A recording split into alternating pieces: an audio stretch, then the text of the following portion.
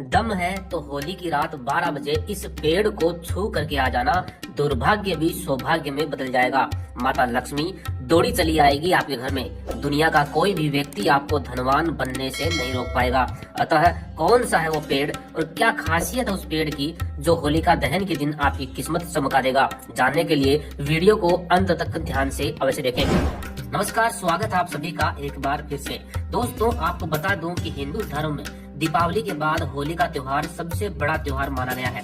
पंचांग के अनुसार फाल्गुन पूर्णिमा को प्रदोष काल में होलिका दहन होता है और उसके अगले दिन यानी कि चैत्र मास की कृष्ण प्रतिपदा के दिन रंग यानी कि होली खेली जाती है। होली को रंगों का त्योहार कहा जाता है। होली के दिन लोग एक दूसरे को रंग और गुलाल लगाते हैं, बधाइयां देते हैं, शुभकामनाएं देते हैं। इस साल होलिका दहन की तिथि पर सुबह के समय भद्रा रहेगी। आपको बता दूं कि हिंदू कैलेंडर के अनुसार फाल्गुन मास की पूर्णिमा तिथि 6 मार्च दिन सोमवार को शाम 4:17 में प्रारंभ होगी और इस तिथि का समापन 7 मार्च दिन मंगलवार को शाम 6:09 पर होगा। फाल्गुन मास की पूर्णिमा को प्रदोष काल में होलिका दहन किया जाता है। इस प्रकार इस बार होलिका दहन 7 मार्च मंगलवार को है। 7 मार्च मंगलवार को होलिका दहन का शुभ मुहूर्त है शाम को 6:24 से शाम 8:51 तक रहेगा। इस दिन होलिका दहन का समय 2 घंटे 27 मिनट का रहेगा। इस समय में होलिका पूजन होगा और फिर होलिका दहन किया जाएगा। होलिका दहन के दिन 7 मार्च को भद्रा सुबह 5:15 तक है। ऐसे में प्रदोष काल में होलिका दहन के समय भद्रा या काल का साया नहीं रहेगा और साथ ही साथ होलिका दहन के दूसरे दिन रंगों का त्योहार मनाया जाएगा। ऐसे में इस साल जो होली का त्योहार है वह 8 मार्च दिन बुधवार को मनाया जाएगा। 8 मार्च को चैत्र कृष्ण प्रतिपदा शाम 7:42 तक है। दोस्तों, होली के त्योहार को बुराई पर अच्छाई की जीत माना जाता है और होलिका दहन की रात कुछ विशेष प्रकार के पेड़ पौधे चैतन्य यानी कि जागृत अवस्था में होते हैं। होली के दिन खासकर 5 पेड़ जागृत अवस्था में होते हैं। इनमें से एक पेड़ को तो नारायण भगवान के अवतार नरसिंह भगवान ने जब हिरण्याकश्यप का वध किया था उसी दिन उन्होंने एक पेड़ को आशीर्वाद भी दिया था कि होली के दिन मैं तुम पर निवास करूंगा। दोस्तों, होली का त्योहार विष्णु भक्तों के लिए बहुत ही अहम होता है। विष्णु भक्त इस दिन उपवास भी करते हैं और महीने भर पहले से ही लोग होलिका दहन के लिए लकड़ियां इकट्ठा करते हैं। साथ ही यह त्योहार किसान और खेती के लिए भी अपनी मुख्य भूमिका निभाता है। इस दिन होलिका दहन में गेहूं या फिर जौ की बाल को होलिका की अग्नि में से निकाला जाता है और फिर इस बाली को घर में लाकर के महिलाएं कहानी और कथा सुनती हैं, साथ ही उपवास भी रखती हैं। इतना ही नहीं, यह त्योहार कुंवारे लड़कों के लिए भी शादी की उम्मीद जगाता है। माना जाता है कि होलिका दहन वाले दिन जब जलती हुई होलिका में से जो प्रहलाद को बचा लेता है तो 1 वर्ष के अंदर अंदर उसकी शादी तय हो जाती है। यानी अगली होली के पर्व से पहले पहले उस लड़के की शादी हो जाती है। जिसकी शादी नहीं हो रही हो और उम्र निकलती जा रही हो तो वह ये कार्य इस होली पर जरूर करे, लेकिन इसमें सावधानी की भी बहुत जरूरत होती है। साथ ही नव विवाहित स्त्रियां सुखी वैवाहिक जीवन और प्रहलाद जैसे पुत्र की उम्मीद से होलिका दहन से पूर्व होलिका की परिक्रमा कच्चे सूत के धागे को होलिका के चारों ओर घुमाते हुए 3, 5 या 7 बार लपेटते हुए परिक्रमा करती हैं। जहां उनका अंतिम चक्कर पूरा होता है वहां वे 1 लोटा जल अर्पित करती हैं। होलिका की जो परिक्रमा की जाती है वो बाएं से दाएं यानी कि क्लॉकवाइज की जाती है। होलिका दहन के समय पुरुष भी 3 परिक्रमा लगाते हैं और इतना ही नहीं, गांव के लोग जब होलिका दहन हो रहा होता है तो यह भी देखते हैं कि होलिका दहन का धुआं किस दिशा में जा रहा है। माना जाता है कि धुआं जिस दिशा की तरफ जाएगा उस दिशा में इस बार गर्मी की फसल बहुत ही अच्छी होने वाली है और होलिका दहन से घर की तरफ लौटते समय अपने साथ होलिका की कुछ राख घर में लाना आर्थिक स्थिति के लिए अच्छा माना जाता है। होलिका दहन से लाई गई राख को लाल रंग के कपड़े में बांधकर या तो घर के मुख्य दरवाजे पर लटका देते हैं या अपनी छत पर रख देते हैं। होलिका दहन के दूसरे दिन यानी कि रंग वाले दिन सुबह जल्दी जहां होलिका दहन किया गया था वहां पर महिलाएं जाती हैं और वहां की राख में पानी डालकर कुछ अनाज के दाने डालती हैं। अनाज वही होगा जो गर्मियों में बोया जाता है, जैसे बाजरा, मूंग, मोठ, गुआर आदि। अब अनाज डाल करके उस राख का एक लड्डू बनाया जाता है। अब उस राख के लड्डू को घर के परिंदे में यानी कि घर में जहाँ पीने का पानी रखा जाता है वहां पर रख दिया जाता है। माना जाता है कि यह लड्डू 2 काम करता है। नंबर 1 तो यह है कि पूरे वर्ष घर में अन्न और धन की कमी जो है यह लड्डू नहीं होने देता, और दूसरा इस लड्डू में से कौन सा अन्न अच्छे से उग करके बाहर आता है। जो अन्न इस लड्डू में से उग करके अच्छे से बाहर आएगा वही अन्न गर्मियों में बारिश के बाद किसान अपने खेतों में बोएगा। इस प्रकार की गई फसल से किसान को कभी भी नुकसान नहीं होता। अतः किसान और फसल के लिए होली का जो त्योहार है वह बहुत ही अहम होता है।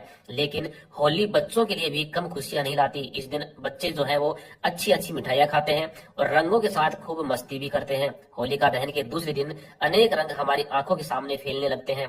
हम खुद को भी विभिन्न रंगों में पुता हुआ महसूस करते हैं। लेकिन इस रंगीली होली को तो असल में धुलंडी कहा जाता है। होली तो असल में होलिका दहन का उत्सव है जिसे बुराई पर अच्छाई की जीत के रूप में बनाया जाता है। होलिका दहन के दिन बुराई का अंत हुआ था, यानी भक्त प्रहलाद की रक्षा और होलिका नामक बुराई का अंत इस दिन हुआ था। साथ ही विष्णु भगवान के अवतार नरसिंह ने हिरण्याकश्यप नामक असुर का वध भी किया था और अपने भक्त प्रहलाद के प्राण बचाए थे। इस खुशी में ग्रामवासियों ने होलिका दहन के दूसरे दिन रंग बिरंगे रंगों के साथ अपनी खुशी का इजहार किया था और आज भी होलिका दहन के दूसरे दिन रंग बिरंगे और सुंदर रंगों का उपयोग किया जाता है। और दोस्तों, मैं आपको शुरू में भी बता चुका हूँ कि इस दिन कुछ पेड़ पौधे चैतन्य यानी कि जागृत अवस्था में आ जाते हैं। होली के दिन खासकर ये 5 पेड़ मध्य रात्रि 12 बजे के आसपास पूर्ण जागृत अवस्था में होते हैं।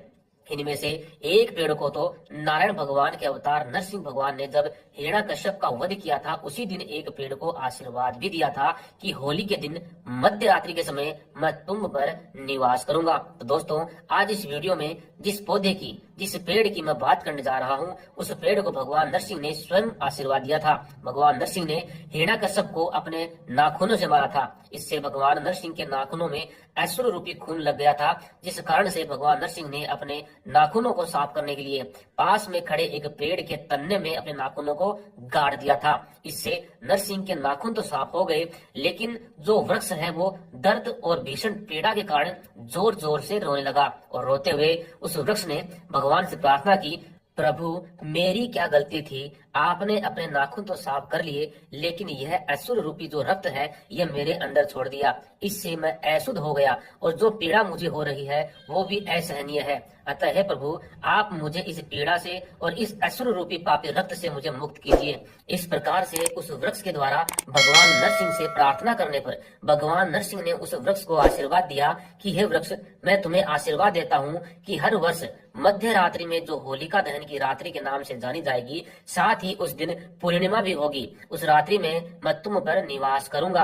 अतः होलिका दहन की मध्य रात्रि को 12 बजे से लेकर लगभग 2 बजे तक भगवान नरसिंह और माता पद्मा के साथ, अर्थात यूं कहें कि भगवान विष्णु माता लक्ष्मी के साथ इस वृक्ष पर निवास करते हैं। तो दोस्तों, ऐसा माना जाता है कि इस रात्रि को पूरे सच्चे मन से, पूर्ण भाव से इस वृक्ष से प्रार्थना की जाए और इसको छू लिया जाए तो यह वृक्ष आपकी सभी आर्थिक समस्याओं को दूर कर सकता है और साथ ही आपके दुर्भाग्य को सौभाग्य में बदल देने की ताकत भी यह वृक्ष रखता है। इतना ही नहीं, वास्तु दोष, पितृ दोष और ग्रह दोष से भी यह वृक्ष हमें मुक्ति दिलाता है। लेकिन इस वृक्ष को छूने के कुछ नियम नरसिंह पुराण में बताए गए हैं और अगर हम इस सभी नियमों का पालन करते हुए इस वृक्ष को छुएं और प्रार्थना करें तो जो भी हमारी इच्छाएं हैं वह यह वृक्ष अवश्य ही पूरी करता है। लेकिन दोस्तों, इस वृक्ष को छूने और प्रार्थना करने से पहले आपको अपने घर से एक नारियल और कलावा लेकर के इस वृक्ष के पास जाना है।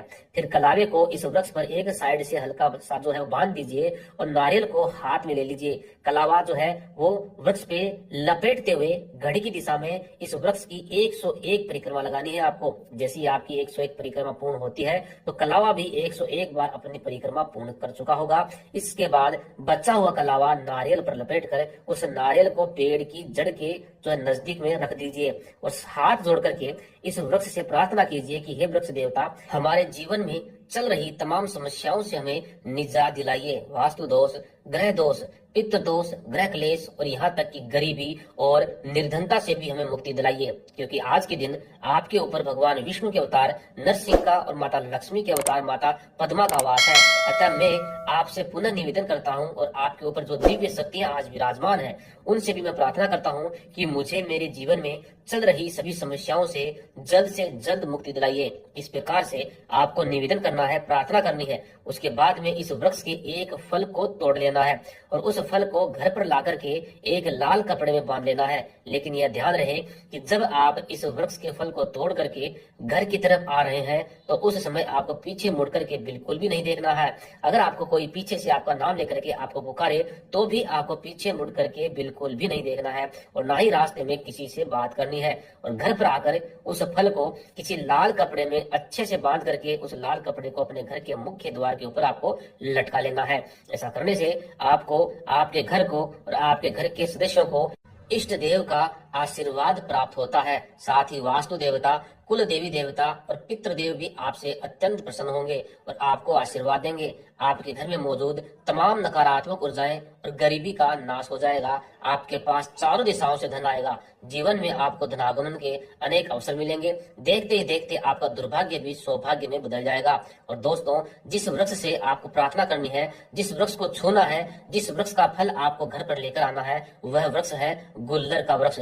जी हाँ दोस्तों, गुल्लर का वृक्ष एक ऐसा वृक्ष है जिसको भगवान नारायण का अवतार नरसिंह का आशीर्वाद प्राप्त है। दोस्तों, ऐसा माना जाता है कि होलिका दहन की रात 12 बजे के आसपास गुल्लर के वृक्ष को बताए गए नियम के अनुसार स्पर्श करके यानी छू करके आया जाए, निवेदन किया जाए तो आपके अंदर जो भी नकारात्मक ऊर्जा है वो तुरंत नष्ट हो जाती है।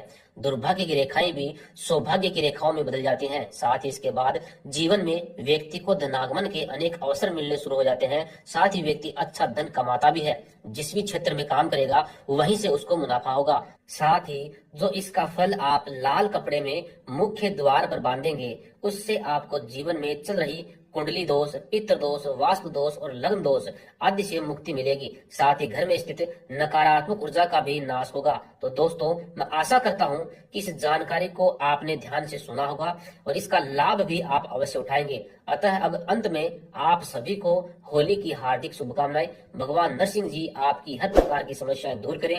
ये होली आपके जीवन में एक बड़ा सकारात्मक बदलाव लेकर के आए। धन्यवाद।